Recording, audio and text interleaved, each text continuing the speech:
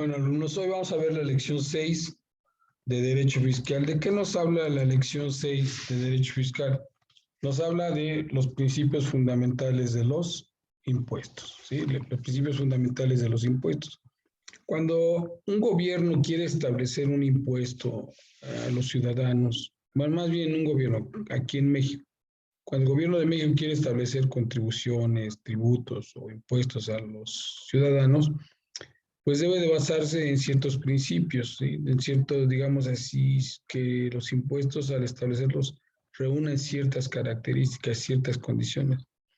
Entonces, estas condiciones están basadas en los principios, digamos así, reglas que el Estado debe de establecer o los debe de establecer respetando estos principios, ¿no? Estas formas digamos así, de doctrina en derecho para que se puedan tomar como válidos, como un principio justo, equitativo y que esté bien establecido para que los contribuyentes lo paguen.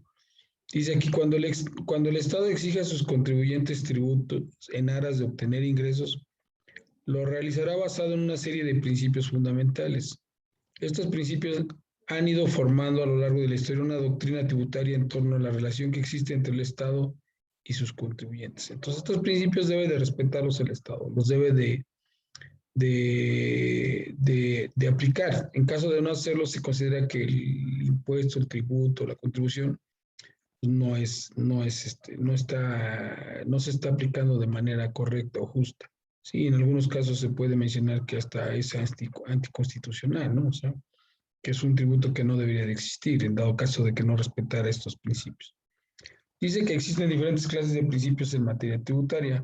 Bueno, vamos a ver que uno de los grandes economistas que han existido en el mundo, uno de ellos es Adam Smith, y sus principios se aplican al establecer una contribución y un tributo. Y vamos a ver que estos principios son elementales. Todavía estamos hablando de Adam Smith, que escribió hace muchos años estos principios, pero en la actualidad se siguen respetando.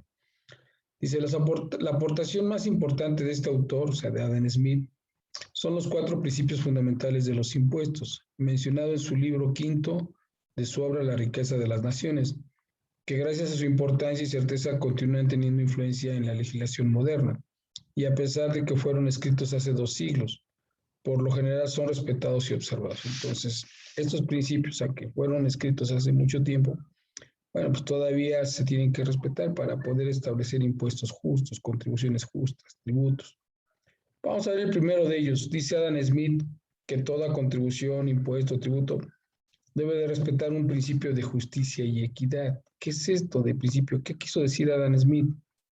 Dice, Adam Smith menciona que los súbditos, en este caso los contribuyentes de cada estado, o sea, de nuestro país, deben de contribuir al sostenimiento del gobierno. Entonces aquí Adam Smith dice que los ciudadanos deben de ayudarle al Estado a sostenerlo, o sea, a ayudarlo con los gastos. Pero aquí algo bien importante, dice, en una proporción lo más cercana posible a sus respectivas capacidades, o sea, debe de hacerlo de acuerdo al dinero que le permita hacer esa aportación. Entonces, dice aquí que solamente es una proporción, una parte nada más de que sea sin lesionar su economía, ¿no? Entonces dice aquí que el principio de justicia y equidad nos dice que entonces aquí todos estamos obligados a contribuir al gasto público del Estado y debemos hacerlo de una forma proporcional, o sea, lo más cercana posible y también tomando en cuenta nuestro nivel de ingresos, ¿no? O sea, por eso habla de principio de justicia y equidad. O sea, equidad es igualdad, que todos paguemos. Y justicia, pues que lo hagamos con base a nuestra capacidad contributiva, o sea, digamos así, los ingresos que bueno, que en este caso tengo y que me pueden servir para ayudarle al Estado. Aquí viene lo que decimos muchas veces, quien gana más, pues pagará más impuesto, quien gana menos, pagará menos impuesto. Esa sería justicia y equidad, que todos pagan.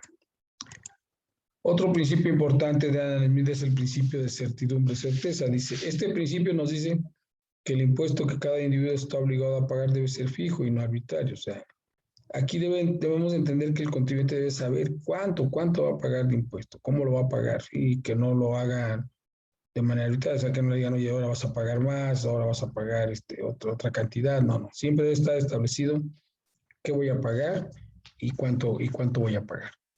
Y también debemos de saber cuándo lo debo de pagar. O sea, el Estado me debe decir una fecha, oye, cuándo tienes que pagarlo y cómo lo vas a pagar. Entonces, al decir principio de certidumbre o certeza, es que el ciudadano tenga eso, que tenga conocimientos de cuánto va a pagar, cómo lo va a pagar, en qué momento lo va a pagar, ¿sí? Y cómo lo debe de pagar.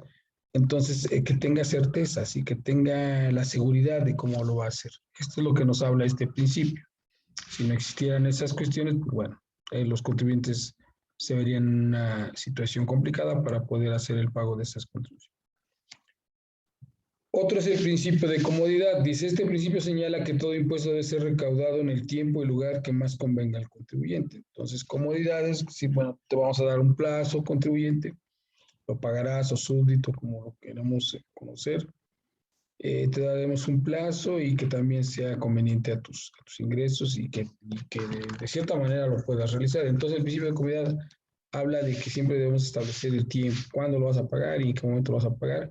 Pero dice aquí Adam Smith que le convenga al contribuyente, o sea, que esté, digamos, que tenga esa capacidad de contribuir.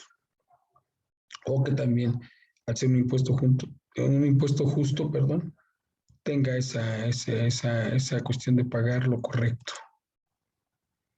Y el último principio de Adam Smith nos habla del principio de economía, dice, lo que indica este principio de manera general es que el Estado tiene el deber de procurar que la recaudación de los ingresos no sea incosteable o que denote ciertas características relativas a la incosteabilidad.